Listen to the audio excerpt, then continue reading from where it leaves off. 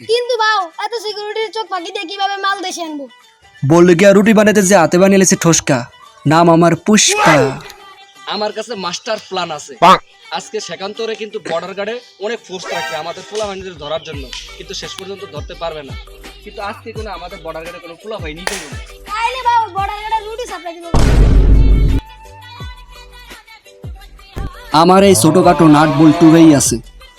বর্ডারের সাইডে একটা স্কুল আছে, সেখান্তরের বাবারও ক্ষমতা নাই ওদেরকে সন্দেহ করবে, কারণ ওদের সেই জায়গায় কিন্তু সারাদিন চলাফেরা করে ওরা। সেখান্তরে কোনোদিনও সন্দেহ করতে পারবে না, কারণ বর্ডার সাইডে ওরা। আজকে কিন্তু স্কুল ব্যাগে ওদের কোনো বইটই থাকবে না।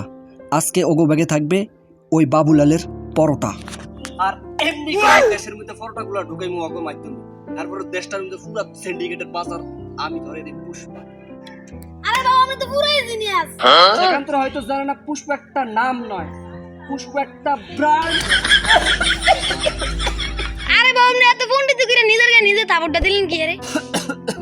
আরে কিডনি গুড্ডে মনে লড়ে গেছে রে, তাই একটু আলট্রাসাউন্ড করতে হবে। তোরা একটু এনে থাইস, আমরা তো এটা তো এক্স আর আলট্রাসাউন্ড তো গর্ভবতী মহিলা। ওই একটা কল দিয়ে